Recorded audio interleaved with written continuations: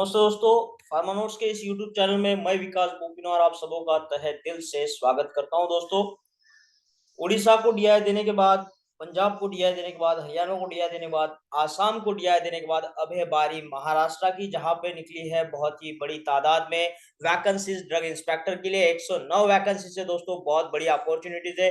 Yes 15 का scale दिया हुआ है सैलरी को लिए, तो तकरीबन 70,000 सैलरी इन हैंड जाएगा और आने वाला है एग्जाम, ये दिसंबर तक आ जाएगा। तो उसके लिए प्रिपरेशन करना बहुत जरूरी है, कमर कस के आपने तैयारी करना बहुत जरूरी है दोस्तों। एक सही तदबीर होगी तभी तकदीर बनेगी दोस्तों। ठीक है, तो यहाँ पे हमारा फार्मा नोट्स चैनल आपके लिए जो है मेहनत करने के लिए तैयार है।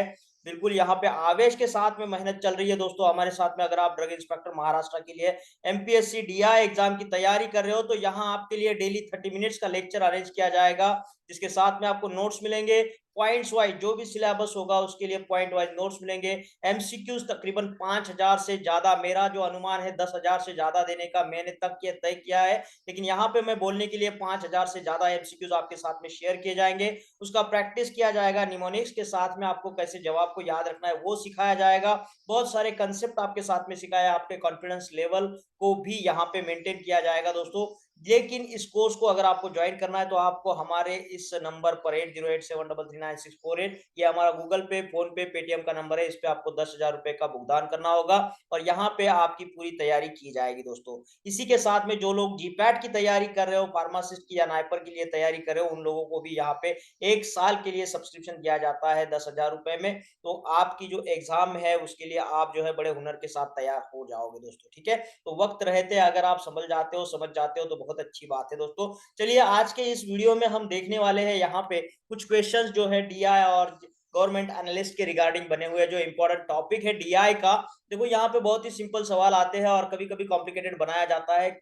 ऑप्शन को ऑप्शन दिया जाता है, मतलब ऑप्शन दिए जाते हैं एबीसीडी और फिर से उसको ऑप्शन रहता है ए बी सही है या फिर ए बी सी सही है या फिर सिर्फ ए सही है सिर्फ बी सही है, तब जाके पेपर का लेवल जो है हार्ड हो जाता है। क्वेश्चन तो सिंपल होते हैं दोस्तों, तो इसके लिए निमानिक्स जो है बहुत जरूरी होते हैं, इसके लिए कंसेप्ट क्लियर होना बहुत जरूरी होता है, तभी जाके हम आपको सही ऑप्शन तक पहुंचा सकते हैं। और उसके बाद में सही ऑप्शन तक नहीं भी पहुंच सकते तो हम जो गलत गलत ऑप्शन है उनको वहां से निकाल सकते हैं। ठीक है, तो उस हिसाब से हमारे प्रोबेबिलिटी टाइप वाले क्वेश्चंस भी बहुत अच्छे से सॉल्व हो जाते हैं, हमारी अच्छे से तैयारी हो जाती है दोस्तों।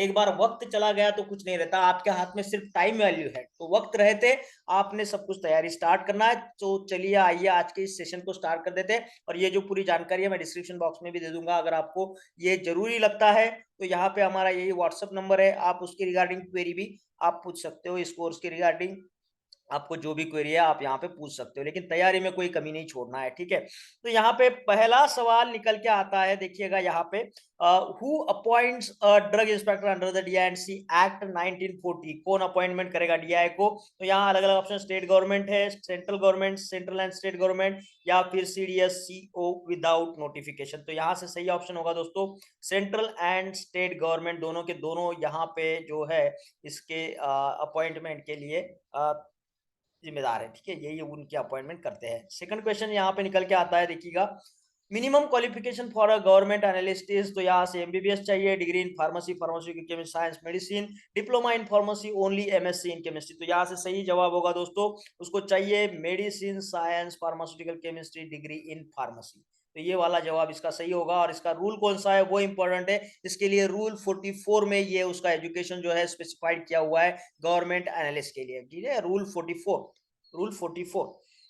नेक्स्ट यहाँ पे, which section gives a drug inspector the power to seize the drug, power to seize the drug, drug को वो यहाँ से जब्त कर सकता है, ये कौन सा सेक्शन बताता है? 21, 22, 23, 25। तो सही जवाब होगा दोस्तों 22। ठीक है, तो इसको याद कैसे रखना है, इसका पूरा जो ट्रिक्स होता है वो आपको यहाँ पे सिखाया जाएगा। तो ज्यादा से ज्यादा ये डीआई वाले लोग हैं जूरिस्प्रूडेंस पे फोकस रखते हैं, ज्यादा सवाल वही से आते हैं दोस्तों, क्योंकि इनका प्रोफाइल ही वही है, तो वहां पे आप लोगों ने फोकस ज्यादा करना है।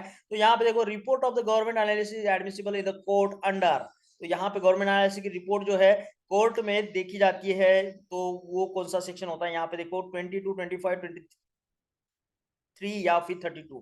तो यहाँ से सही जवाब होगा दोस्तों सेक्शन 25। ठीक है, नेक्स्ट यहाँ सवाल निकल के आता है form number used by the government to report the test results.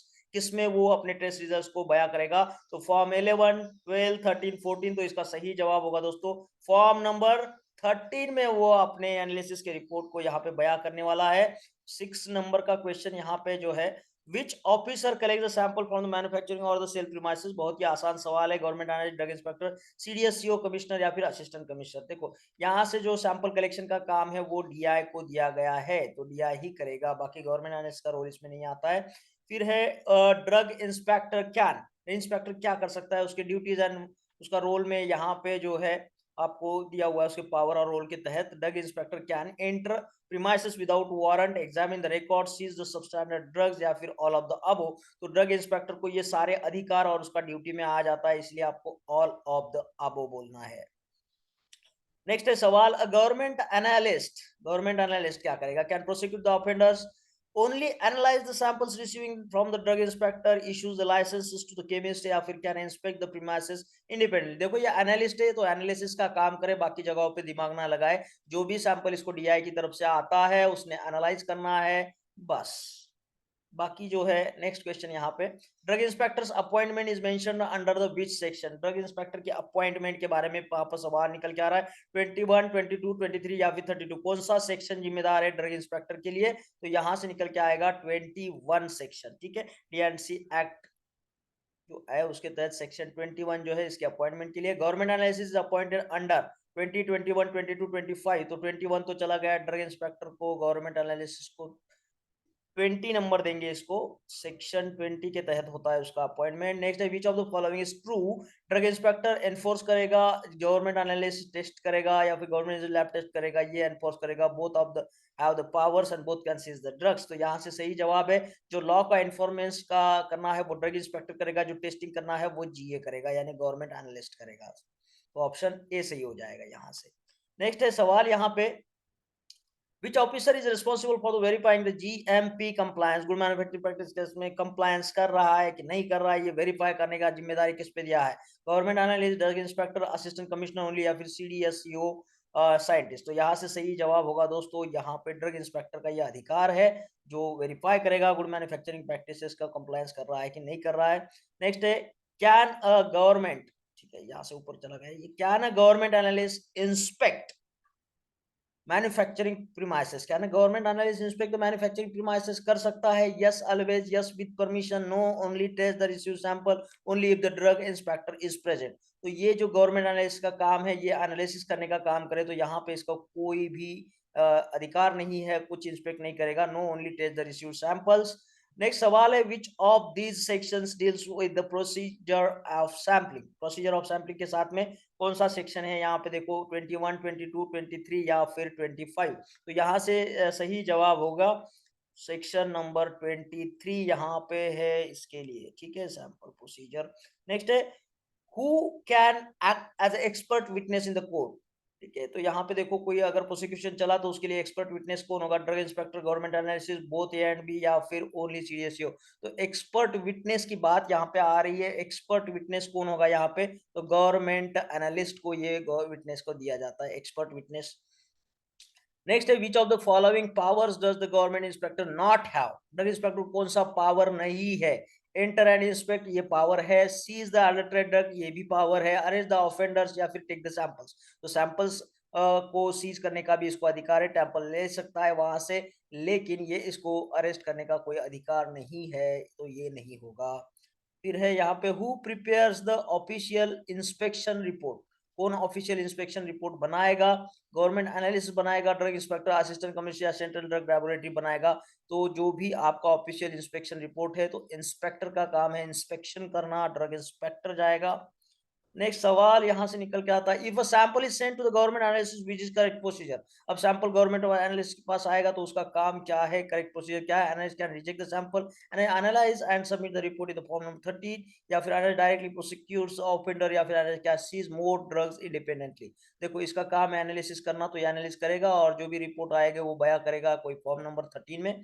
Next हो यहाँ पे सवाल, which report is consider primary evidence in the court? किसको यहाँ पे अहम जो सबूत है वो माना जाएगा? Inspector report by the DI, government analysis report या फिर लाइसेंस केमिस्ट या फिर सैंपल रिसिप्ट ओनली। तो यहाँ से सही जवाब होगा गवर्नमेंट एनालिस्ट की जो भी रिपोर्ट है उसको यहाँ पे अहमियत दी जाती है।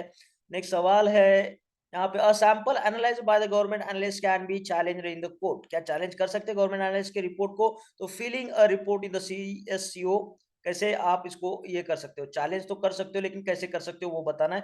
Filling for the testing in the CDL within the 28 days, objection to the state government या फिर कैन नॉट बी चैलेंज।